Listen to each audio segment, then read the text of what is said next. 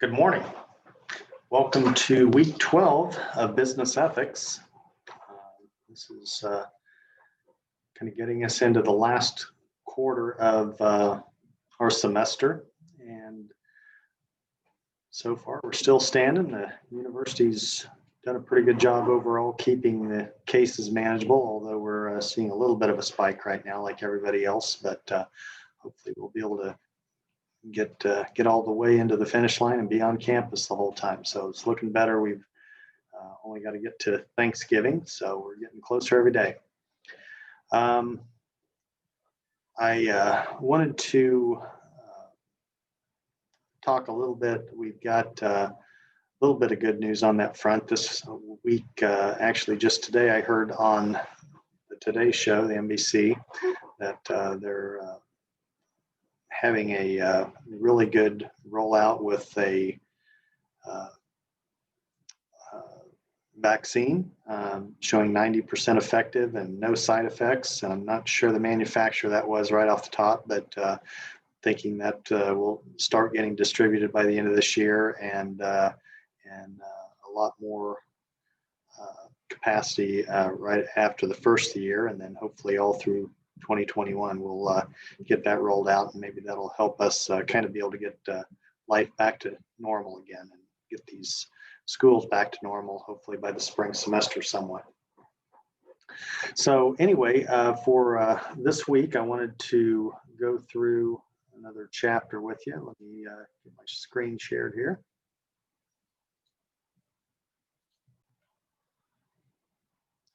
Okay.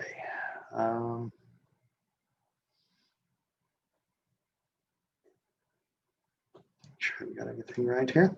Okay, good. All right, we'll get this week's chapter is chapter 12, sustainability, ethical and social responsibility dimensions. And we're going to be looking at, let me get this on the bigger screen.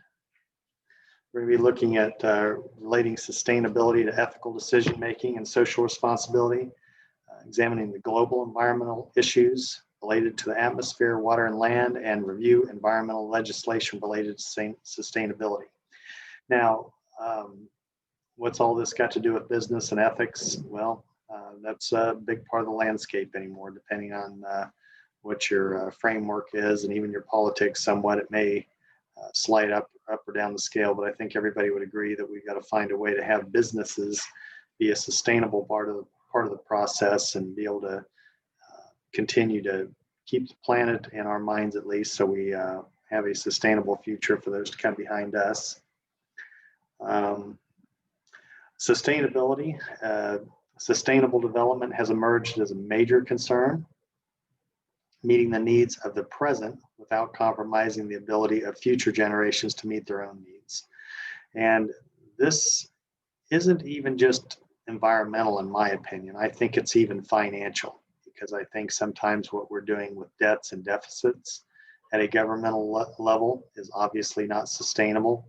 So I think we not only need to look at this in terms of our environmental concerns, but also even our financial concerns, making sure that we don't rob future generations of their opportunities because of our spending practices now. Relationship between sustainability, ethical decision-making, and social responsibility. Corporate social responsibility, the culture that includes sustainability agenda, or CSR, creates favorable stakeholder responses. And this has been pretty much exhibited, I think, from not only from a consumer standpoint, but also employees. Employees will look at companies' CSR ratings and how they do on those aspects before coming to work.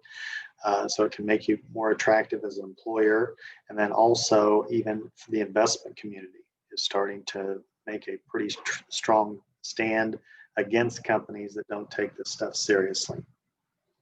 Some of the global environmental issues that we're tackling right now: atmospheric, water, and land. Environmental legislations for sustainability. The Environmental Protection Agency is the organization, the federal organization that's in charge of trying to keep that stuff balanced and keep it in check. They conduct environmental research, provide assistance in fighting pollution and enforcing the nation's environmental laws. Now, again, depending on the politics of the day, whether you've got Republican or Democratic administrations, Democratic administrations tend to get a lot more militant or engaging on these aspects. Republican administrations tend to, and up to, actually even defang those administrations so that they can't be engaged with businesses too much, or at least as actively engaged as they once were. That's been a real tug of war between the Trump and the Obama administrations, for example. Environmental legislations for sustainability. Here's some of the more prevalent acts that are out there right now: the Clean Air Act, Endangered Species, Clean Water Act. I know that was a big one that Trump tried to reverse because of particularly the farmer groups that were less than enthralled with that. They felt like it was too intrusive.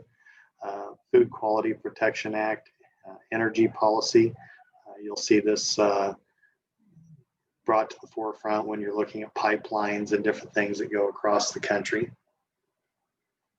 Here's some of the alternative energy sources that we're looking at right now: wind power, geothermal, solar, nuclear, ethanol, hydropower.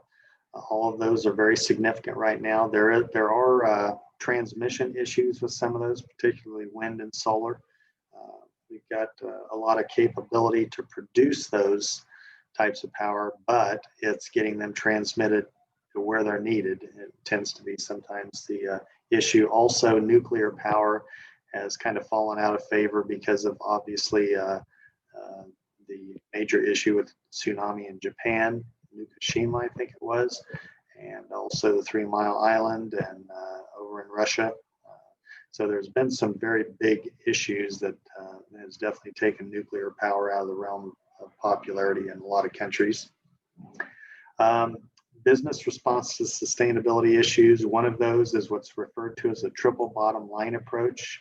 I'm including a video this week in the announcements with this announcement post, a supplemental video on the triple bottom line so that you can understand that a little bit better. Plus you can see what the book has to say about it. But basically it's a balance, considers not only financial, but social and environmental performance in addition to economic performance. And so that's definitely getting to be a lot more prevalent with especially Fortune 500 companies and some of the bigger organizations. Green marketing versus greenwashing. And this is definitely an issue. Green marketing uses stakeholder assessment to create long-term relationships with customers while maintaining, supporting, and enhancing the natural environment. So there are companies out there that are doing a very good job of the triple bottom line approach and trying to balance all of these factors, and they use it in the marketing. They can use it in the marketing very successfully because there's a lot of consumers and a lot of people that are out there that want to do business with folks that take this seriously. Now, on the other hand, you have what's called greenwashing, and there's plenty of this that goes on too. It's misleading consumers into thinking that a good or service is more environmentally friendly than it really is. And so you have to be on guard and watch on both ends of that. The good news is, and I'll try to see if I can find one and attach it to this announcement. There are a lot of reports out there that rate companies, especially the larger companies, every year in terms of which ones are the most